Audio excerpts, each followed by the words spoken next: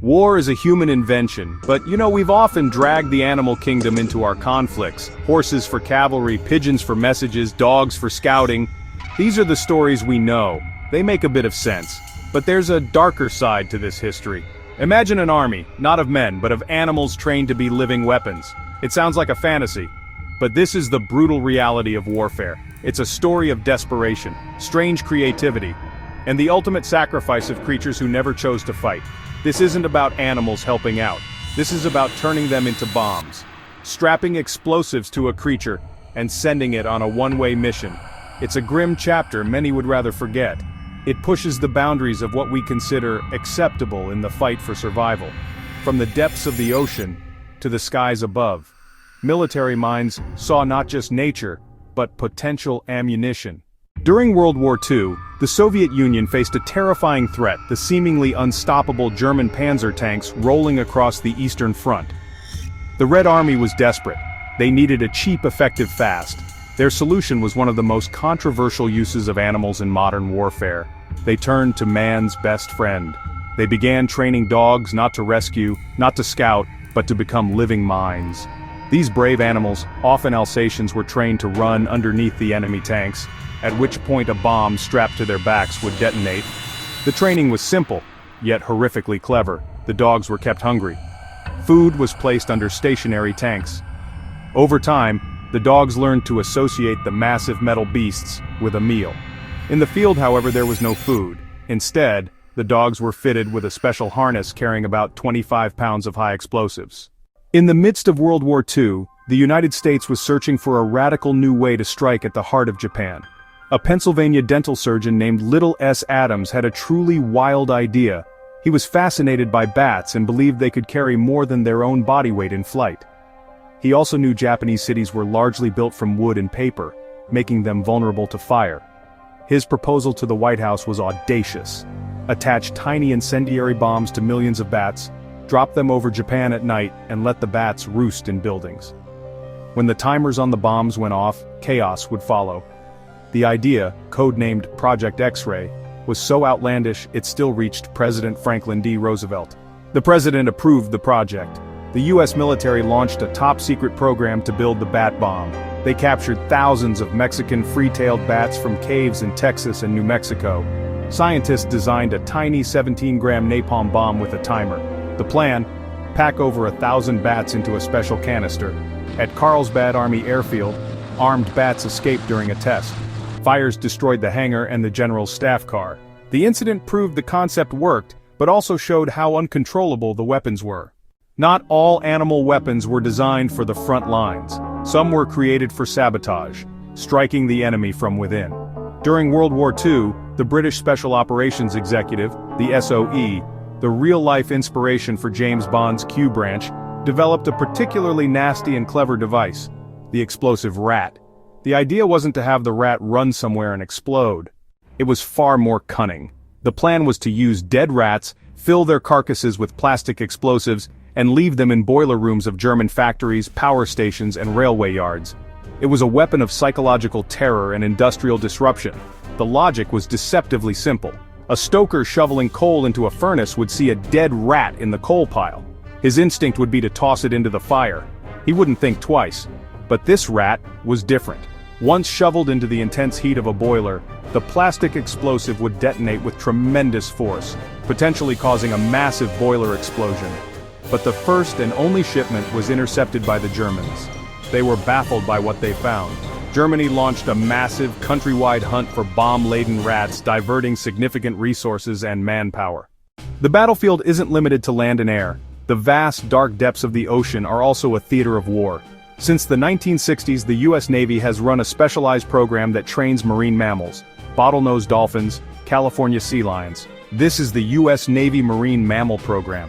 These animals are not trained to be bombs themselves. They help locate and neutralize underwater explosives. Their natural abilities far exceed what any human or machine can do. A dolphin's sonar is the most sophisticated in the world, capable of distinguishing different types of metal from hundreds of feet away. These aquatic operatives are trained for several key missions. One primary role is mine hunting. Dolphins can be sent into harbors or shipping lanes to locate underwater mines. When a dolphin finds one, it surfaces and touches a buoy to mark the spot. Sea lions are also used, especially for recovering objects from the seafloor. They dive with a special clamp in their mouths. In 2003, during Operation Iraqi Freedom, Navy dolphins helped clear mines at the port of Qasr, opening a channel for humanitarian aid. The use of these animals raises ethical questions. While not used as living bombs, they are placed in dangerous environments. During World War II, before the age of smart bombs and digital guidance systems, hitting a target with a missile was more luck than skill. This problem really frustrated a brilliant but, well, eccentric Harvard psychologist named B.F. Skinner. He believed he had a solution, and honestly, it was one of the most bizarre in the history of military technology. He proposed using pigeons to guide missiles to their targets. The idea, known as Project Pigeon, was to place a pigeon inside the nose cone of a missile. The pigeon would become the living brain of the guidance system. Inside the nose cone, the pigeon would face a small screen that showed an image of the target. The pigeon was trained, using Skinner's famous operant conditioning techniques, to peck at the center of the target on the screen. If the missile started to drift off course, the image of the target would move off-center. The pigeon, trying to get its reward, would peck at the new position of the target. These pecks would be detected by sensors, which would then adjust the missile's fins. In essence, the pigeon was acting as a biological joystick, keeping the bomb on track until impact. Despite the successful demonstrations, the military brass was deeply skeptical. The project was eventually canceled in 1944. The military decided to put its faith in the development of electronic guidance systems instead. Looking back at these strange and often tragic stories, we are forced to confront a difficult ethical question. Is it ever right to use animals in this way? These creatures were not willing soldiers, they were conscripted into service, their instincts and bodies twisted to serve human purposes in the most violent way imaginable. Anti-tank dogs, bat bombs, explosive rats, these were not partnerships. They were plans that relied on the complete sacrifice of an animal that had no understanding of the war it was fighting. It was the ultimate betrayal of the trust that often exists between humans and animals.